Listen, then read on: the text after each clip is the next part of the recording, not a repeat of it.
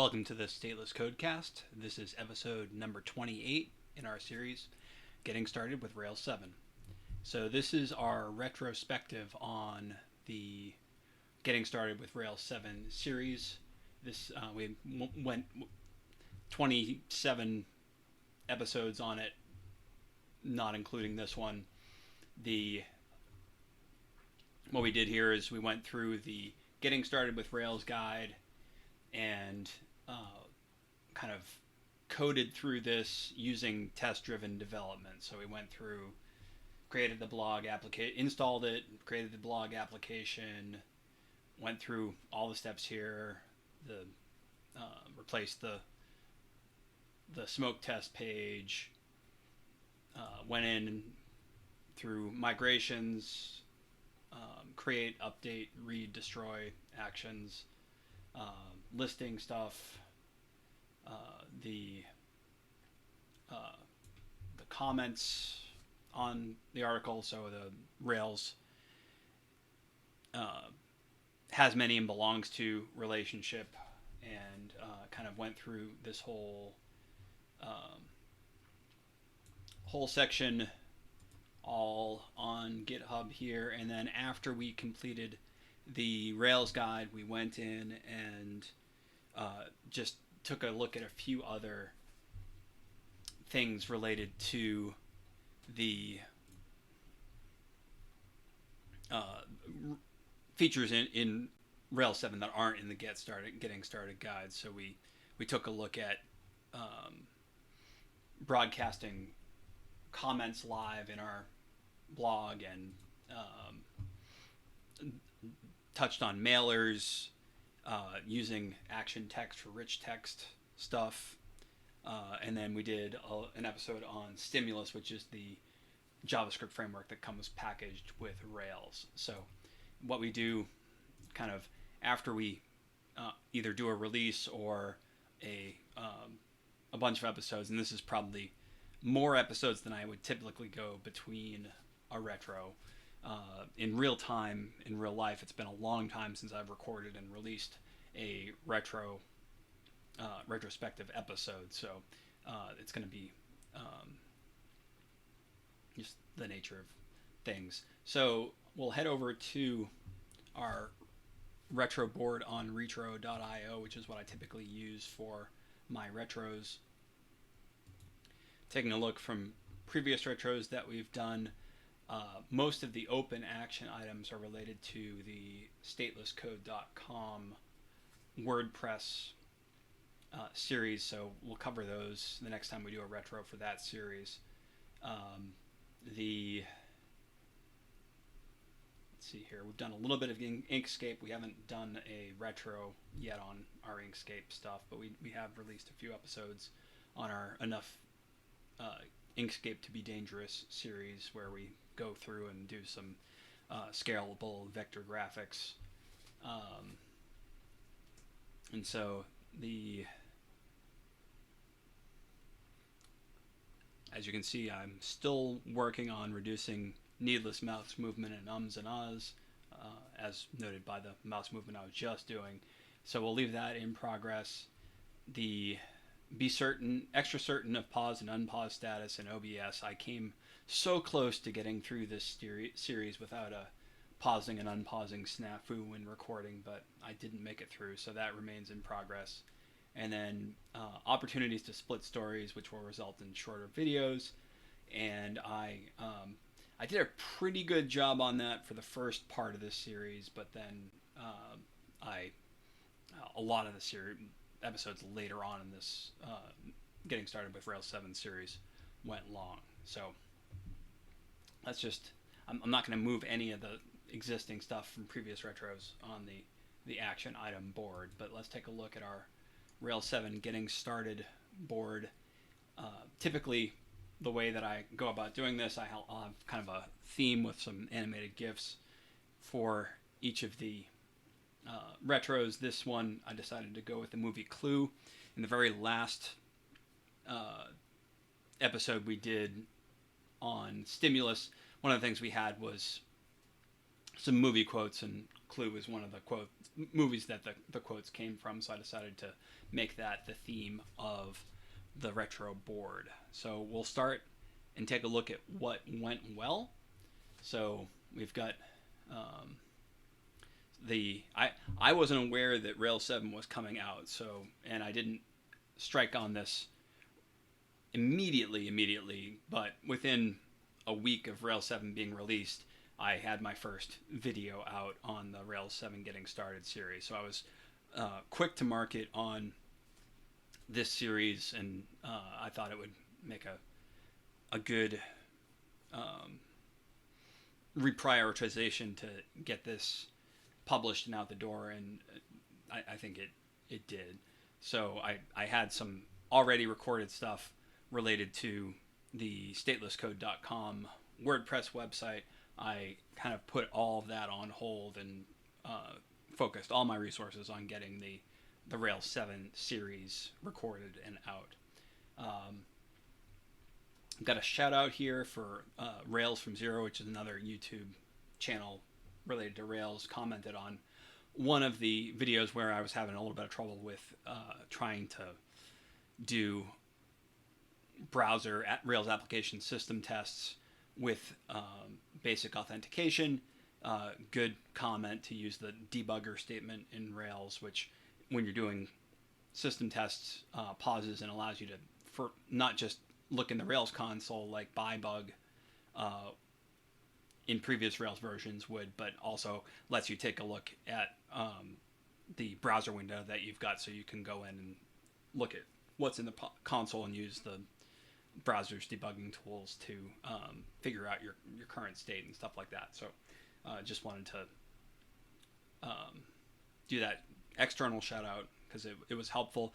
It's good to always keep in mind that you don't always know every technique that's out there for debugging or troubleshooting or just getting your work done, and it's good to have outside perspectives that remind you some of the better ways that you can more efficiently accomplish things. As noted, I tried to get this series produced as quickly as possible after Rails 7 was released, and that resulted in a large increase in views and subscribers on the Stateless Code channel. So that's encouraging. If you take a look at my Nerd Dice Ruby Gem series, it's kind of toiling away in obscurity. Not a lot of views or interaction on this, but this had much better reach and much better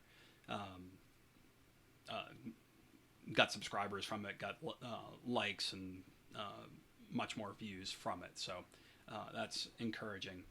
The import map no yarn setup is easy to use in Rails 7, and noted here because we were so soon after release, the guides had not yet caught up to idiomatic use of Rails 7 with import maps and no yarn. So some of the things like the confirm when you destroy a comment or an article, that wasn't working with the version that was in the Rails guide at the time that I was recording the videos. It has since been fixed, so if you were to go in now to the current Getting Started with Rails guide, it will have the stuff that you need, like the data turbo confirm and where's our destroying section here?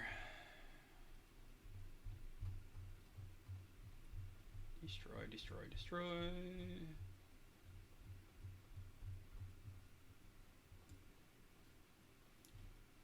Destroying a comment. Let's look at the table of contents.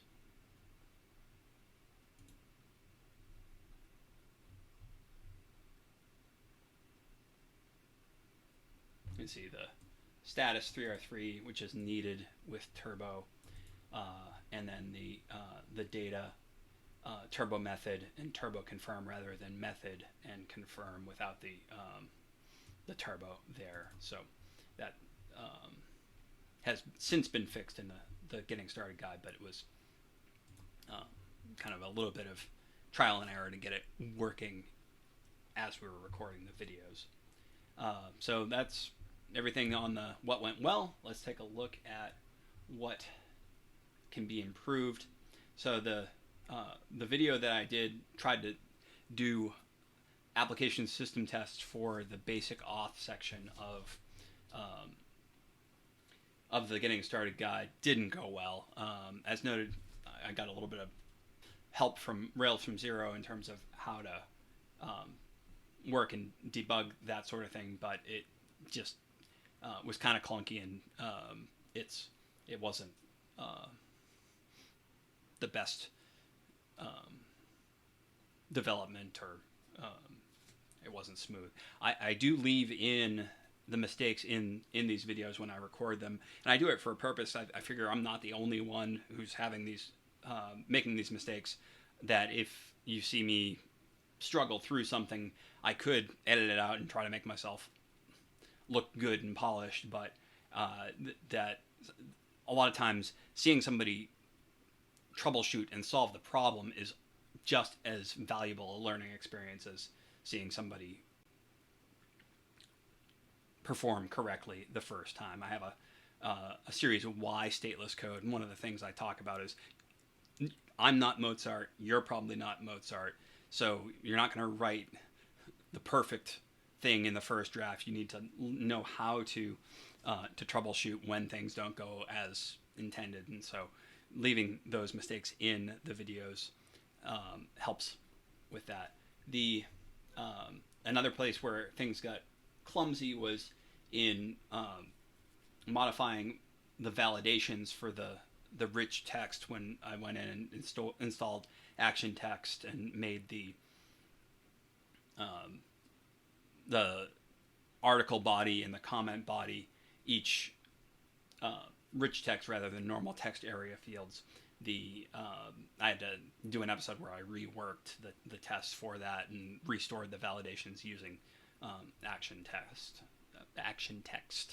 So then when we were looking at the action items, still had a pausing and unpausing mistake in the series. Almost made it through. Maybe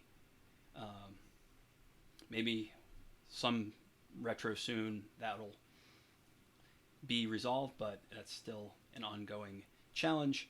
And then several of the later videos, as I already noted, went long. So there a couple of them approached or maybe even exceeded an hour total, and I really try to shoot for half hour tops on these videos. So doesn't always happen, and there wasn't really a logical breaking point in some of those videos. So just, it is what it is. Something that I can still get better with. I'll take now, if we look at action items, the only real action item I have is to start a series to build a real app with Rails 7. So there are some things like basic auth that I wouldn't ever really use in an application. I would most likely use Devise to for my authentication mechanism, something like that. Just like you've got the idea of doing the getting started series, but I'm excited to try to build a real app and do a video series covering it with Rails 7, and I intend on using the no yarn version of that with the import maps and all that. So I've got I'll put that in our combined action items board. Pause and write it. So I've got it here. I've got it assigned to myself. Go back. The Rails, I think we've covered everything on the board. So one more thing just to warn you, I typically do mediocre karaoke at the end of these videos. So if you want to spare yourself of that, I would recommend stopping the video now, and otherwise you're going to wind up having to listen to me sing "Time of the Season" by the Zombies. So we'll, with that warning, finish this up, and we will catch you in the next video in the next series. Thanks for watching. Want to create your own Ruby gem but don't know where to start? Code along with me on the end-to-end journey of the Nerd Dice project. We'll configure and publish the gem, use GitHub Actions to trigger builds and tests, and create magic methods with Ruby metaprogramming that can roll any number of dice, all while using a test-driven approach. Go to statelesscode.com/nerddicegem to level up. Thanks for watching this Stateless Codecast. Be sure to like, comment, subscribe, and spread the word. You can follow us on social media at Stateless Code. Until next time, keep coding, and don't aggress against peaceful people or vote for others to do so on your behalf. Oh, you forgot to hit the stop button again. Still got a few seconds. Last call. Alright, well, you asked for it. Here is "Time of the Season" by the Zombies from their 1968 album, Odyssey and Oracle.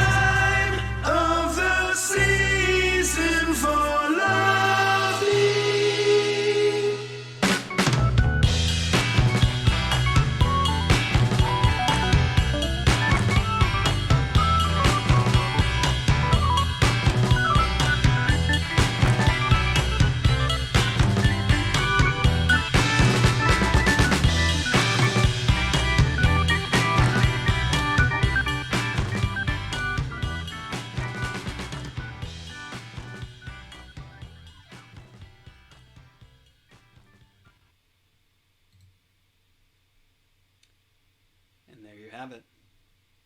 My apologies.